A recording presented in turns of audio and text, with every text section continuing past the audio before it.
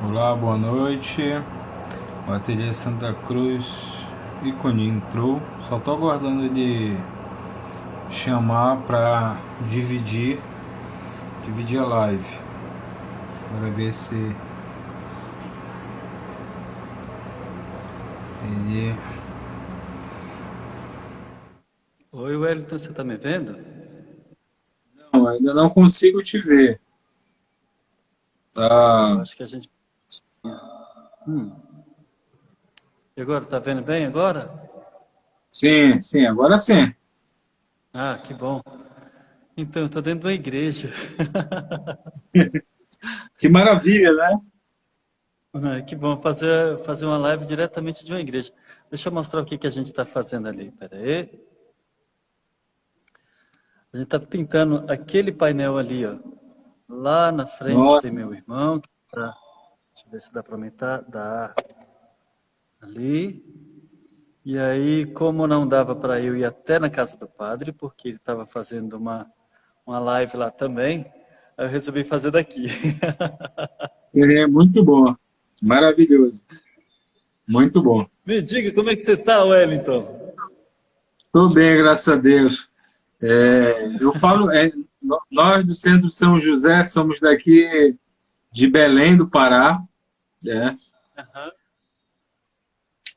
Nós temos a graça de ter o Centro de São José e também não somente uma autorização, mas assim a bênção do nosso bispo local, Dom Alberto, onde ele nos incentivou também a fazer esse apostolado.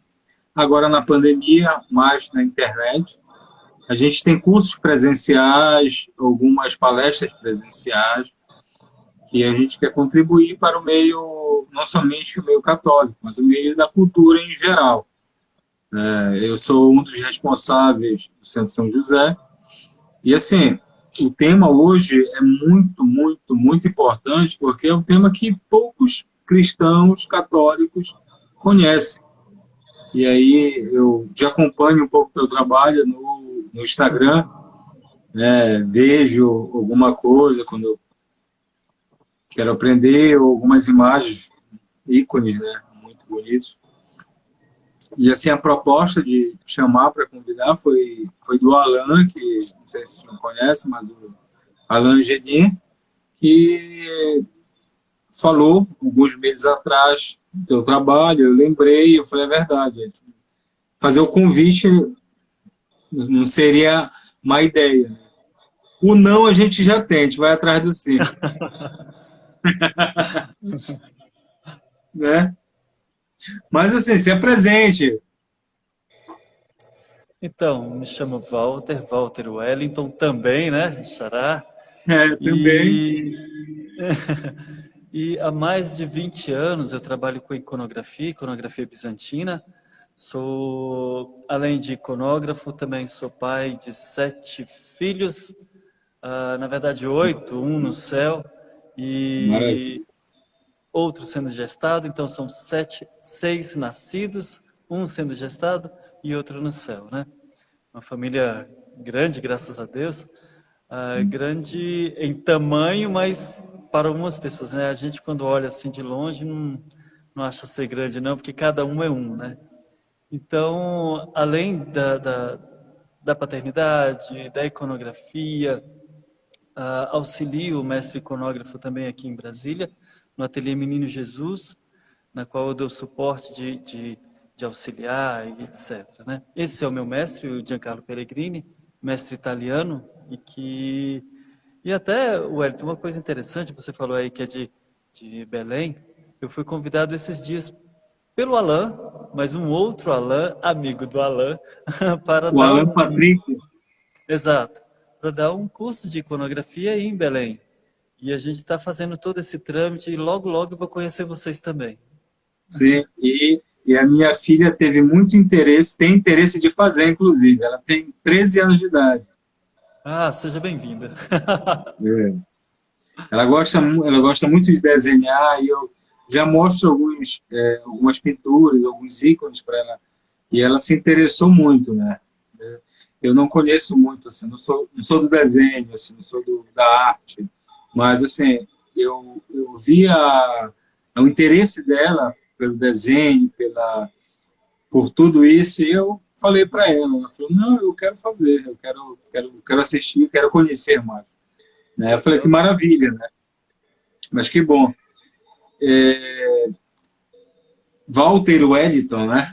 Sim, Bora começar rezando e aí a gente vai falando sobre o tema. Tudo como bem? quiser. Tudo bem, como quiser. Pai, Filho e Espírito Santo. Amém. Ave Maria, cheia de graça, o Senhor é convosco. Bendito sois vós entre as mulheres, bendito é o fruto do vosso ventre, Jesus. Santa Maria, Mãe de Deus, rogai por nós, pecadores, e agora e na hora Agora e de na nossa hora da morte. nossa morte. Amém. São José, Rogai rogai por por nós. nós. São Paulo, rogai por nós. São João Paulo II, rogai por Rogai. nós. Pai, Filho e Espírito Santo.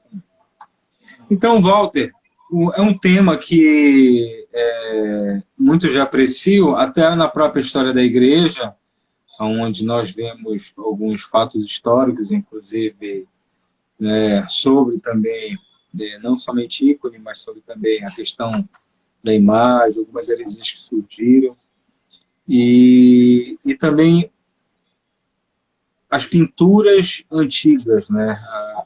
Essa descrição que tu já vai explicar muito melhor do que eu, mas o ícone se escreve ícone. Eu acho que é isso, né? Não se pinta aleatoriamente. É uma ascese espiritual para se fazer, escrever um ícone. E a gente tem muito a contribuir porque muitos cristãos não conhecem a iconografia e não se sabe por onde vai. Pensa que chega, pinta qualquer tinta, compra ali no material de construção, né, compra uma tinta, né, coral, Verbraz e pinta. E não é assim. Né? Eu gostaria que fizesse toda essa introdução, né, para contribuir, né, também com o meu conhecimento, porque eu também, o pouco que eu conheço é algo que vem da história. Na verdade, a iconografia, vamos falar mais ou menos do começo, né, do princípio. A iconografia, ela nasce, se a gente for pegar um aspecto histórico mesmo, e não só espiritual, ela nasce um pouquinho antes do nascimento de Cristo, né? Ah, a partir deixa eu ver ali mais ou menos, desde já as múmias lá do Antigo Egito, que utilizavam técnicas para pintar máscaras e ali colocar sobre o túmulo dos faraós, o túmulo daquelas pessoas que iriam ser enterradas, né, nas pirâmides. Aquelas máscaras se chamam máscaras de Fayum. Fayum é uma cidade lá do Egito, na qual encontraram várias máscaras daquela. Aquelas máscaras eram pintadas por gregos com técnicas de cera de abelha misturado com pigmento seco. E aquela técnica deu origem aí ao que a gente chama de encáustica. Pronto. Os primeiros ícones que nós temos, os primeiros não, os mais antigos ícones que até hoje nós temos, é justamente feito por encáustica.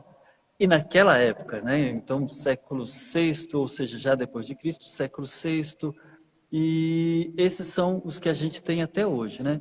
Como é que inicia então? A técnica nós vimos que é desde antes no Antigo Egito, mas como é que inicia esse negócio de se escrever uma imagem que é uma imagem divina, né? Imagem de Cristo, né? Eu não vou desenhar um ser com uma pessoa com uma barba grande, um cabelo grande, uma coroa de espinhos e dizer, isso daqui é Jesus Cristo. Não, não é assim. Né? Não é bem assim. Existem aspectos teológicos e correntes filosóficas, correntes doutrinárias que fundamentaram tudo isso. Né? O que a gente tem hoje foi totalmente fundamentado no decorrer da história da igreja. Então, desde o primeiro século, ou melhor, primeiro concílio, já foi moldando mais ou menos essa imagem de Cristo que nós temos hoje. Né? Então, a pessoa de Jesus Cristo, ela é divina. Então, é um Deus que se encarna.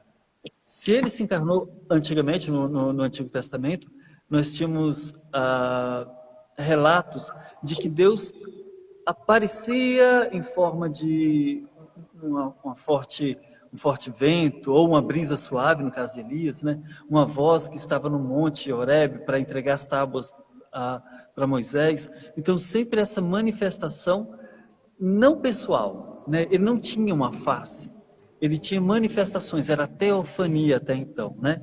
No Novo Testamento vem uma grande novidade, que é essa encarnação do Verbo. O Logos deixa de ser somente uma palavra de Deus para se formar uma carne, para ter um aspecto humano. E a partir desse momento em que Deus deixa lá o seu plano terreno, como o seu plano celeste, como diz o São Paulo, né, que tem essa kenosis, essa chegada até nós, ou a humilhação, né, de assumir a condição humana em tudo, exceto no pecado. O que acontece, né? A gente começa a ver uma imagem de Deus. Jesus falava isso: quem me vê, vê o Pai. Né? Então, nós conseguimos olhar para uma pessoa humana e ver nela Deus. Então, a partir da encarnação, Deus, a gente já pode pintar Deus, né, no caso. O que eu acho mais interessante nisso é como foi formado devagarzinho essa imagem que nós temos hoje da divindade, né? Ou seja, de Jesus encarnado, de Deus encarnado, na verdade. Que, pensem comigo, primeiro era um Deus que não tinha face, depois ele se encarna. A primeira imagem, nós temos um corpo, ou seja, Deus assumiu um corpo, Deus assumiu uma face, Deus assumiu toda aquilo que é visivelmente mostrado para nós.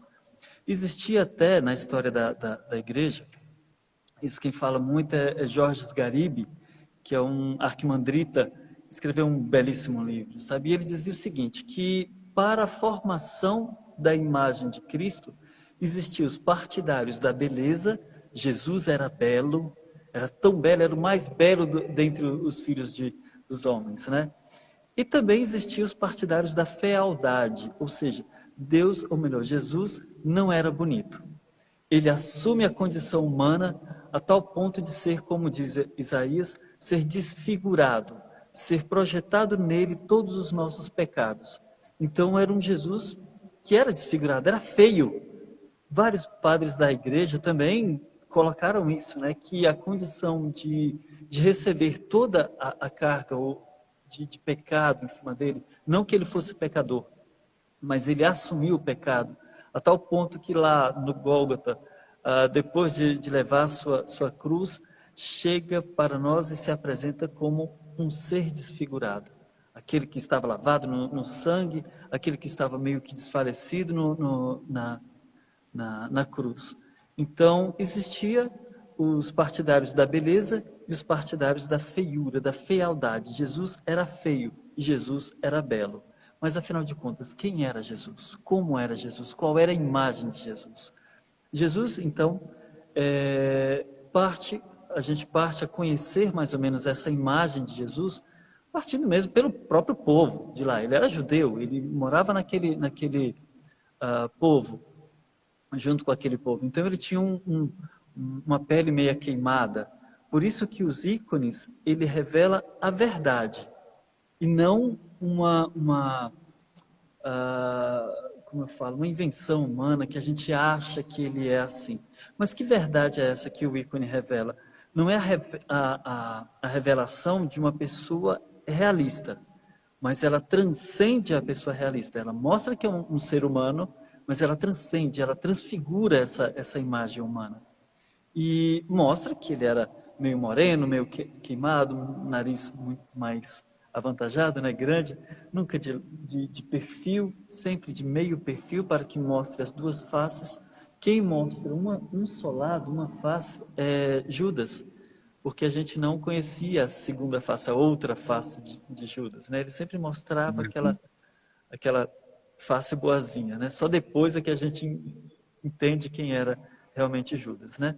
Então, todo aspecto tanto psicológico, humano. Veja só como é interessante, porque ao mesmo tempo que a gente tem a imagem divina em um homem, em uma pessoa, que é Jesus, e isso nós vamos representar com diversos simbolismos na iconografia, nós também temos duas coisas completamente distintas em Jesus. Ele, ao mesmo tempo, é juiz, vem julgar a terra inteira e, ao mesmo tempo, é misericordioso. Como é que isso nós vamos representar num desenho, numa imagem, num ícone, né? Então, tudo isso foi pensado também. Outras coisas, qual é a sua participação com relação à Trindade? Na pessoa de Cristo, ele é a segunda pessoa da Trindade, mas como é que nós vamos representar isso também no simbolismo da iconografia? Tudo isso também foi estudado. Outra coisa, até a participação materna de Maria com relação à sua virgindade, sua maternidade divina, tudo isso é colocado de uma maneira muito simbólica e muito próprio da iconografia. Ou seja, aquele quem pinta um ícone, ele passa a ser um teólogo e passa a ser principalmente o iconógrafo. Ícon, de imagem, do grego imagem, grafos, ou grafia, né, de escrita. Então, aquele que pinta é um iconógrafo, é aquele que escreve um ícone. Escreve por quê? Porque, em primeiro lugar, ele deve ser um teólogo, né? Ele deve saber o que ele está colocando na madeira, no papel, no tecido, na parede, como é o nosso caso agora. Então, para que a gente não ocorra de escrever uma heresia, né, que a gente pensa que está fazendo bonito e no final das contas é uma heresia. Tudo isso foi confirmado, foi, como é que eu posso dizer, colocado como dogmas mesmo, pelo decorrer da igreja durante seus concílios, vários concílios, né? Inclusive um que não teve o concílio ecumênico, que não teve a participação da igreja romana, da igreja católica romana, que foi o concílio de Quincésto. Nesse concílio de Quincésto, os ortodoxos, os católicos de rito oriental, eles participaram muito bem desse concílio e, entre eles, acertaram que as imagens do Cordeiro não poderiam mais simbolizar Jesus, porque Jesus é Jesus, sabe? Ele não é um animal. Então, aquele piedoso pelicano que a gente coloca ele quase como um símbolo da Eucaristia, aquele que se sacrifica pelos seus filhos, né? Aquele que doa o peito em sangue para os seus filhos, esse para a igreja ortodoxa ele não é um símbolo de Cristo. Para nós, sim. Para os ortodoxos, não. Aquela coisa também é o cordeiro imolado, né? Jesus é o cordeiro imolado, mas é Jesus, é a pessoa, sabe? Esse Jesus representado aqui atrás, que é o Sagrado Coração de Jesus, né? Saber que ele está sem rosto. Pronto, agora ele tem rosto. Então, esse Jesus que é representado o Sagrado Coração de Jesus, o Imaculado Coração de Maria, no caso de Nossa Senhora, eles também não podem ser representados para os ortodoxos. Exato, porque é um coração, ou seja, um órgão humano que está sendo exposto, né? Então, eles não entendem que o coração chagado de Cristo é a fonte do amor, né? É a fonte do sacrifício, é a fonte desse amor ardente de paixão por cada um de nós. Não, é um órgão exposto. Então, Agora, deixa eu fazer uma pergunta. Sim, pois não. Rapidinho, deixa eu fazer uma pergunta. Em relação a isso, é correto afirmar que, por isso que alguns ícones que a gente vê, principalmente orientais, refletem um Jesus, por exemplo, mais magro, como se fosse algo do sofrimento, de um coração chagado, mas um homem já que passou pela a via sacra. Então, eles representam muito isso ou não? Estou falando besteira. Deixa eu ver. nesse caso aí, principalmente aqueles que mostram o corpo nu. É isso que você está falando? Sim, sim. Sim. Nesse caso aí, tanto o crucificado quanto tem um chamado Hoanthropos, o homem, que é aquele que é apresentado depois de ser flagelado, depois de ser coroado de espinhos, ele é mostrado mais ou menos essa pessoa muito magra. Mas não é por conta disso, não. Isso é porque Uhum. o corpo, no caso, o corpo, mesmo que esteja nu, ele não mostra sensualidade. Ele mostra um corpo, somente isso. Até mesmo o corpo de Cristo, quando está completamente nu, sabe, sem tampar as suas pudências, dizer assim, né? Sim, Mas, que no caso é do batismo, ele também não mostra sensualidade. Então, sim. o corpo que é revelado no ícone é o corpo transcendental, ou melhor, transfigurado, na verdade, não transcendental, transfigurado. Ou seja, é um corpo que está presente numa paisagem humana, porém ele não é humano. Ele está na glória, né? E, principalmente é representado mais nesse sentido. Por isso que o fundo, a maioria dos fundos do ícone, aquilo que está atrás, né, é dourado, simbolizando, no caso, que ele está na glória de Deus. Entende? Então, toda aquela na luz deífica, né, como alguns também chamam. Então, tudo aquilo que foi representado com ouro simboliza justamente essa luz divina. Por isso que se chama auréola, aquele círculo que está atrás. A auréola vem da palavra em latim aureus, que é aurum, né, que quer dizer ouro.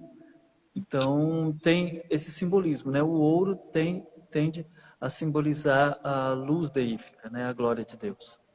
É um E metal, como o sim. senhor estava falando em relação a essa exposição que a Igreja Oriental não é que ela não permita. Se é Jesus que está ali, não tem para que mostrar um órgão, né, externo, porque um órgão representa para ele somente um órgão, não é Exato. nada de uma transcendência. Não, não. Nesse caso aí, eu acho até interessante, porque existem alguns pantocratos, que é uma representação de Jesus, né? Que ele segura um livro e, deixa eu baixar aqui um pouquinho só para mostrar. E na mão dele, ele faz uma espécie de um gesto, abençoando a maneira grega, mas torta assim e apontando para o rolo que está segurando na sua mão. Nesse apontar, ele aponta também em direção ao seu coração. Nesse caso aí, seria uma das representações possíveis do Sagrado Coração de Jesus. Mas isso para nós, romanos, que a gente é mais Ocidental. apegado é mais apegado ao sentimento, né? É muito mais, como é que eu digo, amoroso do que teólogo, né? Ou um pouco mais místico, né? A gente é É dado muito mais mais é, sensível, digo sensível, mas no sentido sentimental mesmo. sentimental, é. Exato. Porque existe aquela sensibilidade que é mística, que é a sensibilidade Sim, dos contemplativos, né? E sim. isso os ortodoxos têm mais do que a gente. Eu acredito mais nisso, sabe? E uma coisa que eu acho bem interessante é justamente esse aspecto teológico e simbólico da iconografia em contrapartida às artes que nós temos hoje, sabe? Porque hoje em dia está meio que separando tanto a iconografia quanto a sua teologia. E aí é uma coisa que é até um tanto polêmico, sabe? A gente que é meio da área dá para perceber bem isso. Nós conseguimos vender o nosso trabalho como se fosse uma alta teologia. E muitas pessoas compram o nosso trabalho como se fosse uma alta teologia. Então, na hora de ver o nosso trabalho, ele não toca como uma alta teologia. E aí é que está o erro, sabe? Porque os artistas hoje em dia, eles sabem desses pontos fracos, né? Assim, falando verbalmente, eles falam muito bem sobre uma grande teologia, de uma pintura, e mostra a capacidade daquela pintura de convencer as pessoas e vende o seu trabalho. Ah, então deixa eu pintar a sua igreja, deixa sim, tá aqui, né? Porque a gente vende muito bem. Mas na hora de representar aquilo que a gente fala na pintura, não alcança a nossa alma, sabe? Não converte. Agora eu entro num ponto, só para vocês entenderem bem o que, que é isso, é com relação ao, deixa eu ver, uma passagem da Sagrada Escritura em que tinha um rapazinho baixinho que ele queria ver Jesus e ficava procurando, procurando, procurando. E cadê Jesus? E aquele um monte de gente correndo em torno de um só local. E ele, poxa, para ver Jesus, ele precisou subir em cima de uma árvore. E Jesus estava passando. E aí ele falou para ele, né? Zaqueu, desce da árvore, que eu quero almoçar na sua casa, que eu quero fazer uma refeição na sua casa, né? Então, veja só, o sacrifício de Zaqueu até subir a árvore para ver Jesus. E quando Zaqueu viu Jesus, mesmo que passando, foi convidado para, quer dizer, ele se colocou a convite, né? Para entrar na sua casa, ir lá cear, e falou assim, a salvação entra na sua casa. Zaqueu viu a imagem real de Jesus e a salvação entra na sua casa.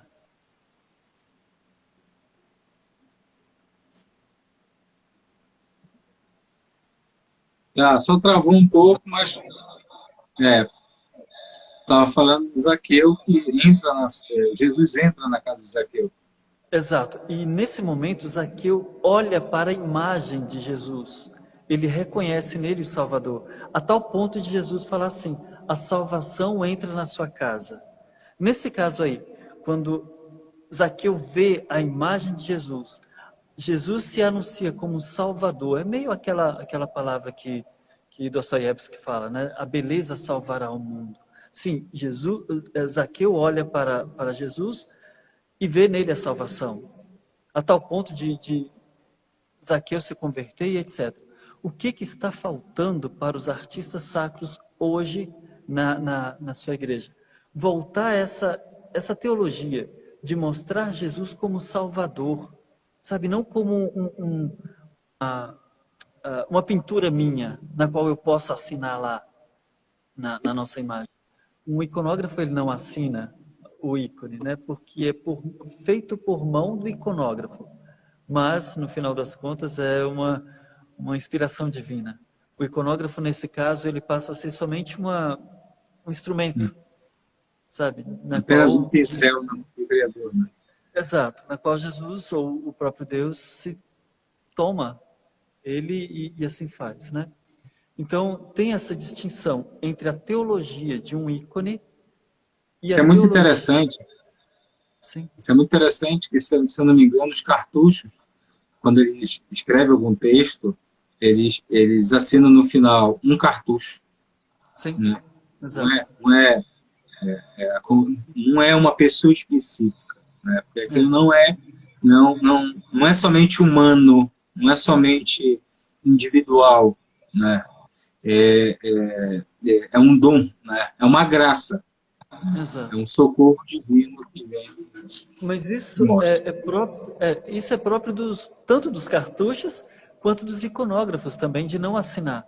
Porque nós entendemos que nós somos, dizer assim, a gente faz somente, coloca a Sagrada Escritura em imagem, seguindo então a tradição que é da Santa Igreja, que ela quem vai apontando, ó, isso é um dogma, tem que ser colocado, né? Então, no caso, humanidade e divindade de Cristo na pessoa de Jesus, né? Então, o fato de ele vestir azul e púrpura já mostra essa humanidade e divindade. O fato de ele estar abençoando a maneira grega, na qual dois dedos se tocam, humanidade e divindade, e os três dedos se elevam, Santíssima Trindade. Então, ele consegue tudo nisso somente num gesto, ele colocar dois dogmas aí que foi protegido pela igreja por muitos anos e até hoje ela é protegida, né? A maternidade divina de De Nossa Maria. Senhora, aquelas três estrelinhas na fronte e nos ombros, né? São três estrelas, virgem antes, durante e depois do parto, né? No caso de Nossa Senhora, no caso da Virgem Maria, as cores da roupa mudam. Jesus veste túnica azul, melhor, vermelho ou púrpura, e é coberto por um manto azul. A roupa que toca Jesus é divina, ou seja, é a cor da divindade. Jesus é Deus, mas ao se encarnar ele é revestido de humanidade, né? Mas para Nossa Senhora é o contrário. Nossa Senhora, ela veste azul, ou seja, toca no corpo dela a roupa azul, ou seja, ela é Ela é humana revertida e revestida de divindade por de assumir divindade. nela a maternidade divina, né? Então, até as cores têm significado, né? Para a iconografia, até as cores têm significado. O dourado tem significado, os gestos têm significado, os olhos grandes, de contemplativo, A boca tem pequena. pelo silêncio que guarda, né? Tanto da Virgem Maria quanto de Jesus Cristo, a orelha grandona também, né? A escuta, a atenção à escuta da palavra, uma cabeça bem grande também para alguns, né? Que é a fonte da sabedoria que está na São, cabeça, né? São Tomás fica com uma cabeça grande no ícone. Ah, deveria, sabe? Deveria ser uma cabeça imensa, né? Não dá no ícone, na parede, né? Assim. Mas ele é representado mais por ser gordo, né? Ele era Forte. bem gordo. Então, todos esses aspectos simbólicos são colocados na iconografia, né? E eu acho bonito colocar simbologias, e por isso que a iconografia é fonte de toda a arte sacra, né? Ela é mãe de toda essa arte sacra. E é bonito ela colocar simbologias, porque o próprio Cristo, para falar sobre o reino dos céus, ele falava, é semelhante a, né? Sim. Então, tem várias passagens E da Sagrada ele traz a imagem, né? Exato, exato, A porque imagem. para uma palavra humana, para uma palavra humana, é impossível falar da glória de Deus. É impossível, a Sim. tal ponto de São João, o evangelista e escritor do Apocalipse, ele coloca assim a Jerusalém Celeste como torres de marfim, torre de ouro, de pedras preciosas, para mostrar para a gente a beleza que é a Jerusalém Celeste. E no final das contas, a gente volta um pouco para São Paulo e diz que, poxa, tudo aquilo que a gente viu ainda está muito mais além, né? Tudo que a gente concebe está muito mais além. Eu até vou voltar aí um pouco a São Tomás também, que depois dele escrever a Suma Teológica, quando ele viu um pouquinho só da glória de Deus, ele deu vontade de queimar tudo e rasgar tudo. Sim. Isso porque é Isso muito, né, para gente. Walter, isso é tão interessante, não somente a glória de Deus, mas, por exemplo, a imagem também, por exemplo, as imagens do inferno, né? Tem umas historinhas, né, fatídicas, que contam assim que todas essas imagens que vocês conhecem sobre Satanás, Lúcifer, Beelzebub, o inferno, ainda é muito pouco diante de o que é realmente o inferno, de tão ruim que é. E a iconografia também ela faz esse gesto também de explicar, de escrever também toda essa demonologia, no caso. Né? Exato. Para isso, Wellington, você tocou aí no assunto que eu amo de paixão, que, resumindo, a gente poderia colocar no ícone do juízo final, né, onde tem separado, é um quadro bonito, bem separado, que no centro à direita estão os eleitos, à esquerda, lógico, né, à esquerda estão os condenados. Sempre, né? Isso por causa até mesmo do evangelho, que sempre Jesus falava, né? Não compete a mim saber quem está à direita e quem está à esquerda, né? Mas à esquerda estão os condenados. E o mais interessante é que da ponta da balança do juiz, aquele que tem a mão e segura a balança, e tem vários demôniozinhos agarrados à balança para fazer peso para que aquela alma que está sendo julgada seja condenada, Levado. né? É muito interessante aquele ícone. E na ponta na base, na verdade, dessa balança, corre um rio vermelho até a boca de Satanás, que é um rio de fogo, um rio de almas condenadas. E é estranho que sentado no colo de Satanás está Judas. Isso para a gente é muito doloroso, né? Porque a gente acredita, sim, realmente na misericórdia de Deus, que é infinita, né? Sim. E segundo alguns santos aí da Igreja Romana, se eu não lembro, deixa eu ver se eu não me esqueço, é a Santa Faustina. Eu acho que é ela quem escreve. Alguém perguntou, eu acho que foi ela quem pergunta a Jesus, E ele fala, ó, eu não posso falar nada porque senão vocês vão abusar da minha misericórdia. Falando justamente sobre se Judas foi condenado ou foi salvo, né? Então ele só fala isso. Então, mas no ícone, Judas está sentada no colo de Satanás, né? Ele se mostra quase como um dragão imenso, né? Com a boca bem grande e ele sentado lá nesse Uhum. dragão. E para a gente ver também que existe realmente graus de, assim como a gente conhece as moradas, né, do céu, e pois é, alguém perguntando aqui quem é o autor, né? Ninguém sabe quem é autor de ícones. Ícone, ninguém assina, sabe? É teológico. E Sim. existe várias tradições para se fundamentar isso, né? Ah, Sim. agora eu vou fazer uma propagandazinha rapidinho, só para vocês entenderem mais sobre esse ícone do juízo final. Tem lá no meu perfil, então vocês seguem aí, a Santa Cruz Ícone. Lá no meu perfil tem os destaques. E tem o ícone bem esmiuçado lá do juízo final, que vale a pena vocês dar uma lida, sabe? Está bem explicado, com fotos, com textos, bem interessante. Depois eu vou querer saber, depois eu vou pesquisar bem direitinho, para saber pelo menos um autor, se é que tem algum autor escrito, né? Pelo menos Sim. registrado, que tenha escrito o ícone do juízo final, tá? Uhum. Mas o que está falando? Sim, da mesma forma que existem as moradas do céu, né, a hierarquia dos anjos, que são 9 coros angelicais, existem também os demônios, né, existem também as moradas do inferno. Para cada pecado grave, né, então, para cada um dos 10 mandamentos, dizer assim, existe uma morada no inferno. E cada um deles também existe essa espécie de punição própria para cada tipo de pecado. E A própria lá, Santa Faustina relata isso na visão do inferno, né?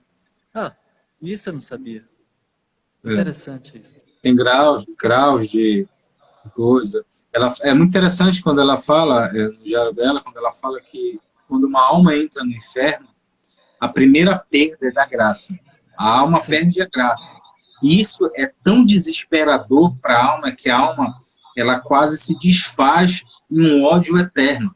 Porque assim, a graça, a perda, não tem mais socorro, não tem mais socorro divino. Ali vai ser uma eternidade no fogo ali. E para cada, por exemplo, ela fala, né, tem áreas específicas de determinados pecados que foi cometido, determinados, não é juízos, mas assim, determinadas penas no inferno. É muito tenebroso, né? Não somente Santa Faustina, mas assim, Nossa Santa Senhora Catarina mostra, Emerick parece também, Santa né? Que Catarina fala de muito. Henrique, Uhum. a Nossa Senhora de Fátima mostra o inferno para os pastorinhos. Então, assim, é algo, é algo assim, é cabuloso, né? E assim, início do século XX, diz assim que muitos irão por conta da sua modéstia, não somente indumentária, mas aquilo que condiz também toda uma conduta, né? Exato. Então, assim, imagine, porque a gente fala um pouco de modéstia, assim, questão das indumentárias, a roupa, principalmente da mulher, mas a gente esquece da conduta, porque não é somente a roupa que se faz protege em si, porque senão, no século XVI, Santa Teresa d'Ávila não falaria que o chão do inferno é revestido de batina de padre, de bispo. E naquela época se celebrava o rito antigo, só o rito antigo, e os padres andavam de batina. Então não é somente a indumentária em si, mas assim, toda uma conduta moral, e claro, né, aquilo que a igreja Exato. ensina, né, os 10 mandamentos. Então a modéstia ela também parte daí. Isso é muito interessante, porque assim,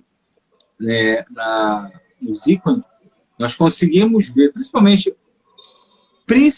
a imagem dos santos, né? Porque pegar um filho, né, como tu mesmo disse, Walter, a questão não é somente escrever, pegar uma imagem e colocar lá, não.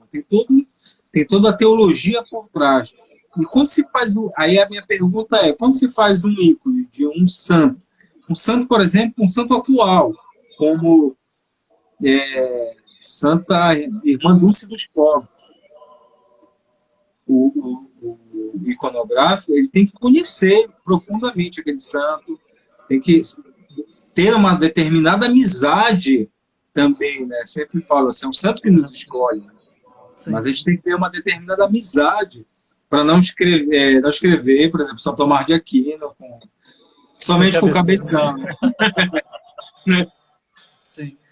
De fato, existem alguns elementos para os ícones de santos recentes que ora é aprovado, ora não, que demonstra muito mais como é que eu falo, um defeito de um santo.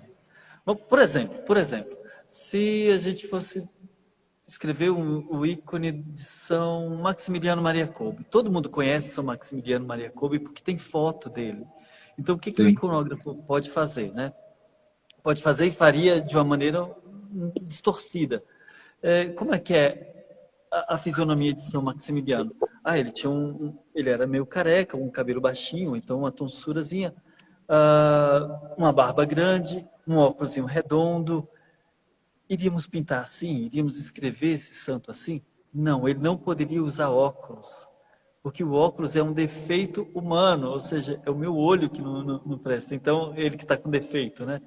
Então, seria melhor se a gente não colocasse um óculos em São Maximiliano Maria Kolbe. No caso da Irmã Dulce, né? Santa Dulce agora, né? Santa Dulce, ela era uma imagem frágil, assim, toda encurvada, aquela coisa assim, meio frágil, mas ela tinha uma fortaleza imensa. O que, que seria representado nesse ícone? Muito mais aquela fortaleza que ela tinha, então não um corpo muito encurvado, mas aquela fortaleza, aquela segurança de uma mulher forte que ela tinha, né? E a ponto de se martirizar em prol de um pobre, prol de uma pessoa doente, né? Então, são esses aspectos que o iconógrafo deve estar bem atento. Agora, um santo atual, santo não, agora está caminhando para a santidade, ele é beato. Carlos Acutis, né, que é bem conhecido dos jovens, e ele sim. gostava muito de filmar, de fotografar, então seria conveniente colocar uma máquina fotográfica em suas mãos? Não, porque é humano, sabe? Então, ter essa devoção a Jesus misericordioso, a Nossa Senhora, que era a atenção dos olhos dele, isso sim seria mais correto, né? Então, são esses aspectos pequenos que mostram muito mais, através de uma pessoa, um aspecto mais teológico do que humano mesmo dela, sabe? Que ela aponta, antes de tudo, a Jesus, sabe? Não a si própria e não a esse mundo.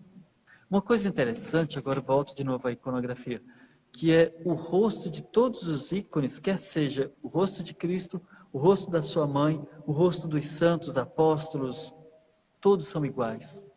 Sabe, o que muda, na verdade, ou é o cabelo, bigode, barba e alguns aspectos velhos. Mas o olho é o mesmo, o nariz é o mesmo e a boca é o mesmo. Isso por quê? Porque todos os santos, para se assemelhar a Jesus, eles têm que se configurar a Ele. Sabe, tem que ser um alter Cristo aqui na Terra, um outro Cristo aqui na Terra. Então, é isso que configura o santo. É isso que mostra que aquela pessoa é santa, quando ela, a partir da sua imagem, revela a imagem de Deus. Né? Então, por isso que a maioria dos ícones, todos eles são muito parecidos, né? Sim. A gente até brinca, né? Ué, mas por que todos os ícones são muito parecidos? Justamente por isso, né? Bom, alguns, infelizmente, eles perdem essa configuração, como é o caso de Judas. Né? Judas teve uma particularidade que a iconografia ela conseguiu captar de uma maneira muito mística, sabe? Muito contemplativa, muito profunda. Que Jesus, ou melhor, Judas, era um dos eleitos. Ele estava com ele, ou melhor, a luz divina estava com ele o tempo todo. Enquanto ele era um discípulo, ele poderia usar uma auréola áureo, né? Então, aquela parte de iluminação divina, ele poderia. Mas ali, na Santa Ceia, Jesus vira para ele e fala assim: vá fazer o que você deve fazer.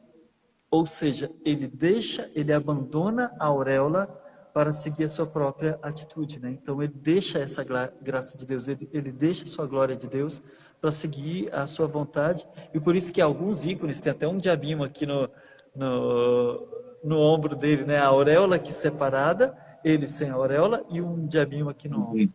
Para você entender essa profundidade da teologia, né? Que está muito mais além do que aquilo que a gente consegue, sei lá, até mesmo captar, né? Ué, por que aquela pessoa está sem a auréola? Por que ela está abandonando a auréola? Por conta disso. Então, e ele, Judas, também tem aquele mesmo rosto de Cristo, né? Ele também era outrora configurado. Todos nós somos chamados à santidade, principalmente depois do batismo. No batismo nós somos configurados, somos filhos de Deus. Agora deixou, não somos mais criaturas, somos filhos, sabe? Então a gente precisa realmente, e aí eu gosto muito da iconografia porque ela é um apelo a cada um de nós. Assim que a gente olha para um ícone, ele nos convida a muita coisa, inclusive a configurar a nossa condição de filho de Deus ao próprio Filho de Deus, ao próprio Jesus, né? Ou então, porque a gente tem tudo aquilo para ser um santo, temos os 10 mandamentos, temos a vida dos santos, temos os sacramentos, né, que até hoje perpetua aquilo que Jesus deixou na terra. Temos o Santíssimo, está bem ali do meu lado, né? Temos um Cristo aqui presente, né? E só basta a gente sair da nossa casa e ir lá para o Santíssimo, que Jesus está lá, né? Então temos tudo aquilo para sermos santos, mas por nossa da condição de estarmos nesse mundo, apegado a esse mundo, apegado ao pecado, abandonamos a glória de Deus, abandonamos essa filiação divina. A iconografia é esse, sabe, puxar de volta aquela condição humana que é primordial, que é ser filho de Deus.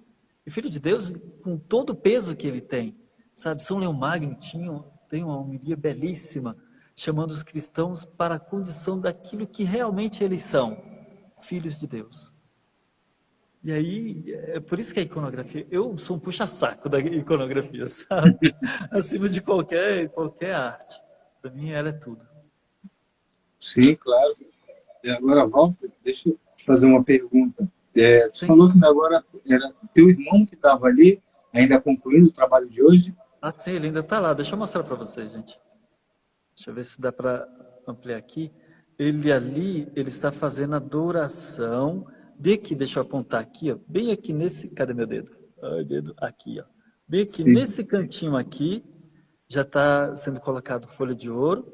Meu irmão está ali fazendo uma parte de colocação de gesso. É uma preparação na parede, com gesso e cola animal. E depois vem a parte de adoração. Então, meu irmão ajuda nessa parte e muitas coisas, principalmente no meu aspecto psicológico também. Ele é uma ótima companhia, viu? Sim, maravilha. Mas ele faz os traços também, ou ele só faz a parte As bases. Eles das fazem bases? a parte de base. Os detalhes, aí vem eu mesmo. Essa é a minha função mesmo. Essa é a função. É. Agora, deixa eu te perguntar, você falou de cola animal. Esse material Ah, sim. é Ah, muito isso importante também. também saber, porque é aquilo que eu falei no início, né? Não é qualquer Uhum. material que vai encontrar em qualquer material de construção, né? Então, Sim, é assim, verdade. então esse material ele tem bases vegetais e animais, né? Mas não Exato. são, não são artificiais, no caso. Muito bem lembrado, Wellington. No ícone, tudo, como eu já falei, na pintura, se tudo é simbólico, da preparação também tudo é simbólico. Ou seja, tudo remete a Deus, ao divino, né? E tentar resumir rapidinho. O ícone geralmente é escrito em madeira, em tábua. Tábua simboliza a cruz, onde Jesus morreu. Mas antes dele morrer também foi coberto com linho, na verdade depois de morto, né? Então a tábua também é coberta com linho, que é impressa a imagem, ou seja, esse linho, o Santo Sudário, dá para remeter um pouco ao Santo Sudário. E o gesso, que é o símbolo do sepulcro, né? Onde ele foi enterrado. A partir desse momento, ou seja, da preparação da tábua, surge a imagem glorificada de Jesus. Ou seja, ali, a partir daquele momento, a gente pode imprimir nele a face de Jesus. Como é que seria impressa essa face de Jesus? Né? Usando os metais mais preciosos da terra, ou seja, o ouro, tanto precioso quanto... Não é o nióbio, é o ouro mesmo. Então, o ouro, ele tem o brilho que não enferruja, né? Ele, por mais que existe uma ação do tempo em cima dele, ele não enferruja, ele continua o brilho como se fosse o primeiro dia que a gente colocou uma aliança, enfim. Então, e mostra também essa glória de Deus, né? A preparação da tinta. Os iconógrafos utilizam uma espécie de emulsão. Emulsão, que a gente chama de têmpera, é aquilo que tempera, ou seja, que dá liga ao pó que a gente vai usar. Esse pó geralmente é colorido, mas vamos falar um pouco dessa têmpera, dessa emulsão. Ela é feita com gema de ovo, e é engraçado até o aspecto simbólico do ovo, que o ovo em si já simboliza a vida, né? E a gente quebra e rompe essa casca que geraria vida, e meio que pela metade, os vegetarianos, sei lá, os protetores dos animais diriam que seria um aborto, né? Mas Os vamos lá. veganos. Os veganos, né? Diriam que seria um aborto, mas vamos lá. Então a gente tira justamente essa essência de vida para fazer com que esse ser, né, o ovo, também juntasse a matéria mineral, vegetal e animal que é composto todo o ícone para também louvar a Deus. Então, o ovo, o vinagre, ou o vinho, ou a vodka, no caso lá da Rússia, né? Mas para nós o vinho e o vinagre principalmente. O vinho, que a gente tem uma simbologia vasta na Sagrada Escritura, o vinagre, que também foi utilizado na crucifixão de Cristo, também tem uma simbologia muito grande para a gente. E isso daí é que vai dar essa mistura, essa liga que vai unir o pó. Esse pó colorido é extraído de plantas, flores, folhas, frutos. Então é do reino vegetal, também do reino animal, ou seja, terra, pedra, os metais também. E, e o animal, como a cola de coelho, que é colocado no gesso, né, para passar na tábua, engessar, né? E para colar também o tecido na tábua. Então, são todos os reinos, ou seja, mineral, vegetal e animal, que somados une essa face de Cristo, né? Então, Isso é muito Gênesis, né? muito Gênesis, e muito Salmo 150, né? Que fala tudo, 150. tudo que respira, louve o Senhor, né? Então é mais ou menos isso, não só aquele que respira, mas também todas as coisas criadas por Deus, louve o Senhor, e principalmente pelo gênero humano, que ele vai interpretar, vai pegar todas as coisas, ele como filho de Deus, ele também pode colocar então essa imagem de Deus nele, né? A gente Então, está terminando, mas eu queria falar um ponto muito importante. Existe, na verdade, eu não sei como é que a gente pode falar. Davidson, Se é, só pode uma coisinha aqui. O Davidson tá colocando ali, né? Só falta por alma no ícone. Nem isso falta, o Davidson. Principalmente porque na iconografia a gente faz tudo em oração. Então é inicia uma em nome do sede, Pai, do Filho e do Espírito Santo. é uma sede Invoca o espiritual. Espírito Santo, invoca a alma de Deus, né? O Espírito de Deus. Então nem isso falta. Nem Por isso isso que na falta. iconografia ela é completa, sabe? Isso Isso é daí muito. seria outro assunto. Quando eu estudei um pouco sobre isso, eu vi que é uma sede espiritual, é uma oração, é tudo isso, é essa doação da alma, é tu colocar essa alma, né, a serviço. A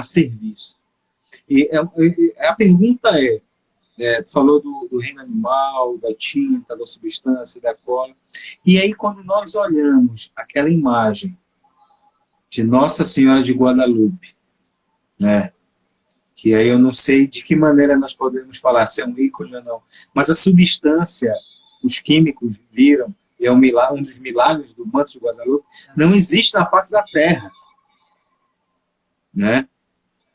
Assim, O Wellington, agora você tocou no assunto. que até Padre Quevedo dizia assim, é um milagraço, ali é a digital de Deus, sabe? Ali é.